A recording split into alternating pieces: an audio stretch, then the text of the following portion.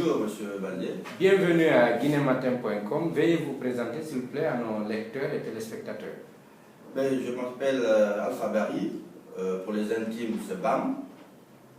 Je suis juriste de formation, diplômé de l'Université de Paris, Assas, et complété par un diplôme d'études du développement des pays du Sud de l'Université catholique de Louvain, en Belgique.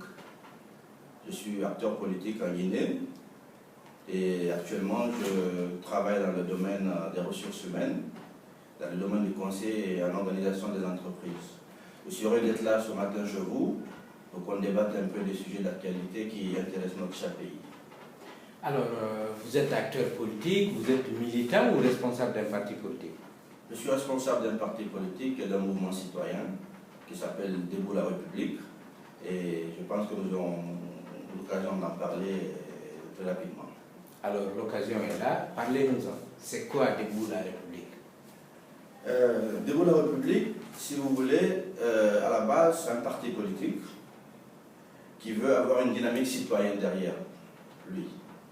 Aujourd'hui, nous avons beaucoup de partis politiques en Guinée. Lorsque nous nous présentons à des gens comme étant un parti politique, on nous dit encore un parti politique parmi tant d'autres.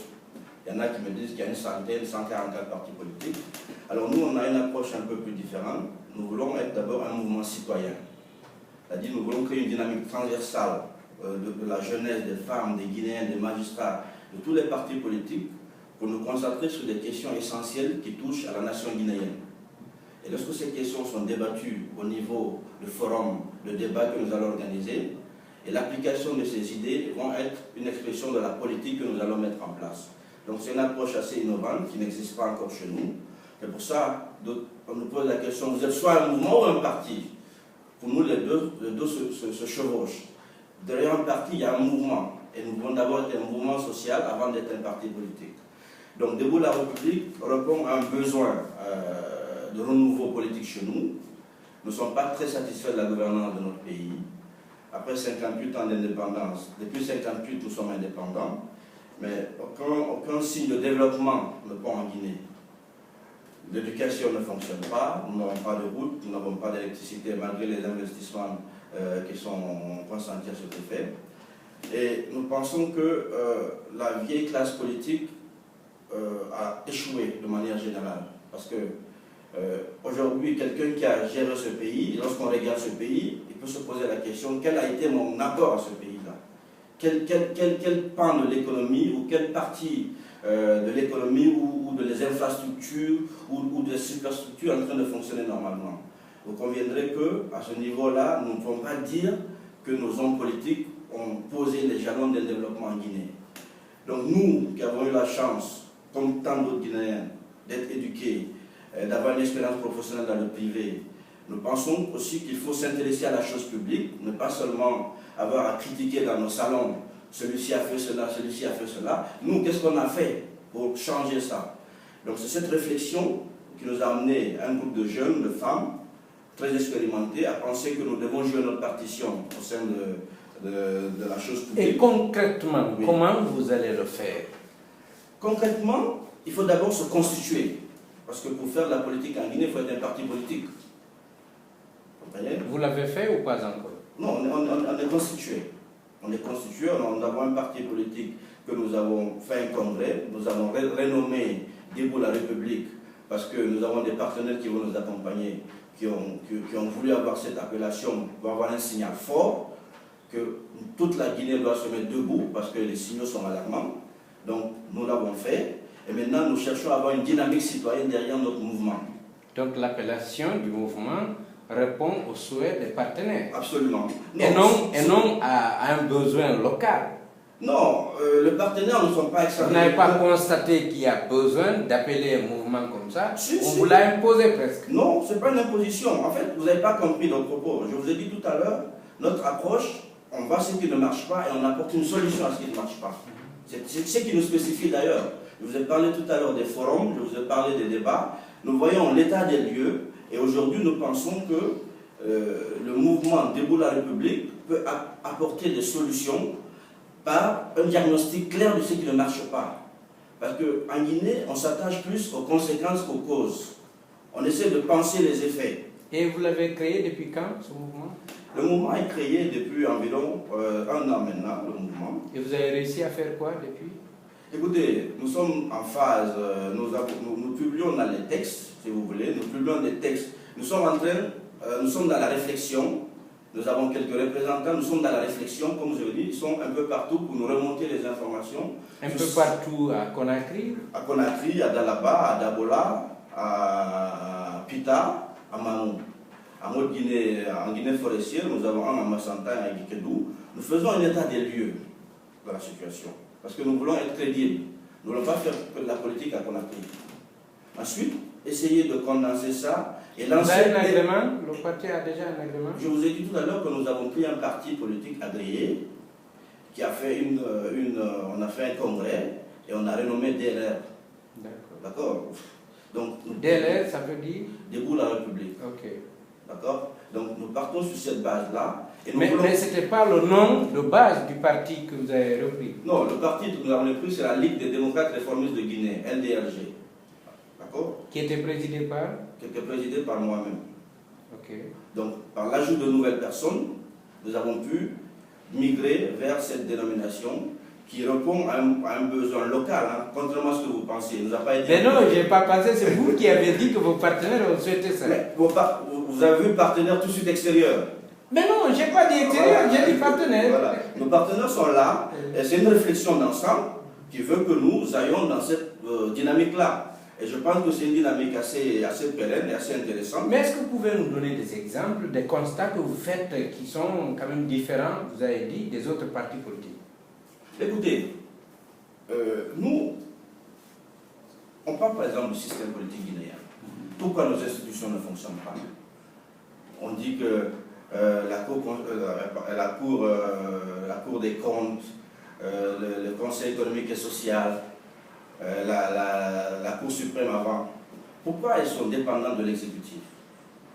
Parce que l'exécutif les nomme et tire tout leur fonctionnement de l'exécutif. Alors nous, dans nos propositions, pour que ces institutions puissent jouer leur partition, il faut les distendre de l'exécutif, il faut les rendre plus indépendantes. Et ça va passer par des réformes. Ça va passer par des réformes de notre système politique. Un autre exemple que je vais vous donner. Donc concrètement, au niveau de ces institutions, comment les détacher? Mais par la loi. Oui. Par la loi, il faut par exemple dire que l'exécutif n'a rien à voir dans la nomination, ils sont inamovibles par exemple. Vous comprenez? Par exemple, on leur donne un mandat de 9 ans et qui n'est pas renouvelable.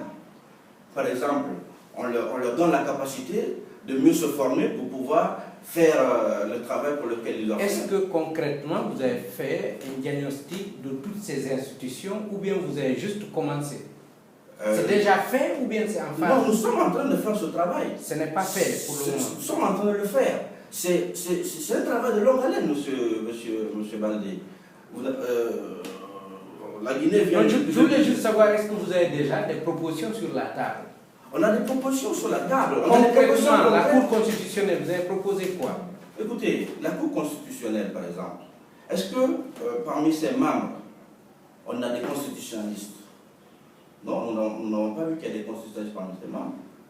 Nous avons proposé qu'il y ait une... Votre diagnostic a révélé quoi concrètement? Non, notre diagnostic a révélé que la plupart des membres ont été cooptés pour pouvoir, si vous voulez, servir un jour à l'exécutif. Vous comprenez? Est-ce que, par exemple, nous avons fait une demande d'entraide judiciaire avec le Sénégal? Coopté sur profil, non? Coopté sur profil. Coopté sur profil, mais je vous dis, dans ce genre de choses, il faut faire, par exemple, un appel à candidature. Vous comprenez? Permettre aux Guinéens de l'intérieur et de l'extérieur de déposer, il y a des magistrats guinéens de l'autre côté aussi.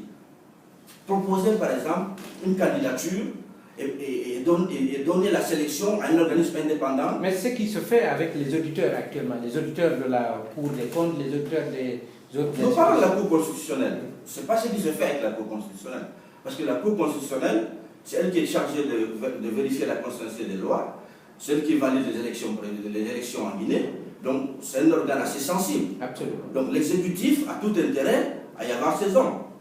Pour la petite histoire, le président de la Cour constitutionnelle a tous les problèmes du monde aujourd'hui, parce que dans un de ses discours, l'investiture, il a osé dire votre dernier mandat au président de la République. Ça lui vaut... Et surtout de ne pas écouter les sirènes révisionnistes. Les sirènes révisionnistes, ce qui a son honneur d'ailleurs. Nous le félicitons pour ça. Donc, ça, ce n'est qu'un pan, ce n'est que la fâche cassée de l'iceberg. Sur le plan économique, par exemple, nous avons les mines. Depuis 1963, nous exploitons des mines, nous transportons cette bauxite. Qu'est-ce qu'elle a rapporté à la Guinée? Nous n'avons pas une petite usine de transformation. On nous dirait qu'il n'y a pas d'électricité. Mais avec la pluviométrie en Guinée, est-ce qu'il y a une vision pour doter la Guinée de l'électricité?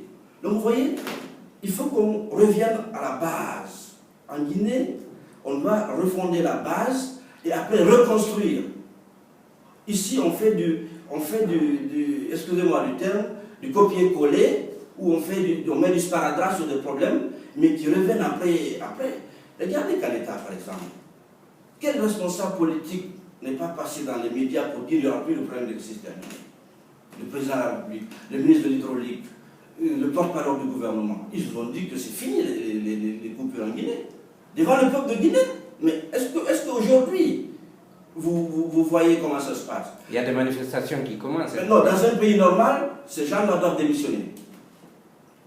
Donc les Guinéens doivent... Je voudrais dire pour confirmer qu'il y a effectivement des coupures et il y a même des manifestations qui sont enregistrées ici et là. Absolument. Mais il faut aller au-delà de ça. Les manifestations, c'est les faits.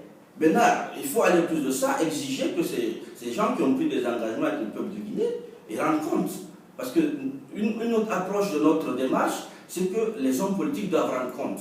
Ce n'est pas des demi-dieux. Ils sont hommes politiques pour servir le peuple. Justement, est-ce que vous êtes prêt aujourd'hui à prendre à bras le corps justement cette affaire d'électricité et demander à ces personnes d'expliquer, parce qu'on parle par exemple de surfacturation parlant de Caleta? C'est simple, c'est-à-dire que je vous ai dit tout à l'heure, nous allons lancer des grands débats. L'électricité en fait partie. Vous avez fait, la presse et les enquêteurs ont fait un travail remarquable, on parle de surfacturation, on parle d'1 milliard de dollars investis, de l'aveu même du président de la République. C'est pas rien, mais il y a une étude qui montre qu'avec 4 milliards de dollars, on aurait pu créer une usine d'alumine en Guinée. Donc c'est un quart de ce montant qui a été englouti en moins de 5 ans dans l'électricité. Et pour quel résultat? Donc vous voyez, il y a beaucoup de dysfonctionnements. Mais au-delà de tout ça, ce qui est important, c'est que nous, en Guinée, nous ne voulons pas aller au fond des problèmes. Depuis la Première République, on n'a pas fait cet exercice d'autocritique, on n'a pas exorcisé nos démons pour asseoir notre pays sur des fondations solides. On ramène toujours au calendrier grec les problèmes essentiels et on veut régler des problèmes qui sont essentiels. Ce n'est pas possible. Et à votre avis, c'est quoi la priorité aujourd'hui? La priorité aujourd'hui, pour qu'il y ait développement, il faut une paix sociale. On ne peut pas avoir de développement sans paix sociale. La priorité aujourd'hui, il faut que monsieur le président de la République, parce que tout se ramène à lui en Guinée, malheureusement, il faut qu'il apaise les tensions sociales et politiques en Guinée. En faisant quoi? Nous sommes permanemment dans des situations de ni paix ni guerre en Guinée. C'est très simple. Il va se mettre au-dessus de la mêlée et appeler M. Dalen Diallo, qui représente quand même 40% de l'électorat. Ensemble, ils parlent des problèmes de ce pays. C'est incontournable. Ces deux personnes sont incontournables aujourd'hui dans cette République. Donc, mais le leadership revient au président de la République qui doit faire un discours solennel à la nation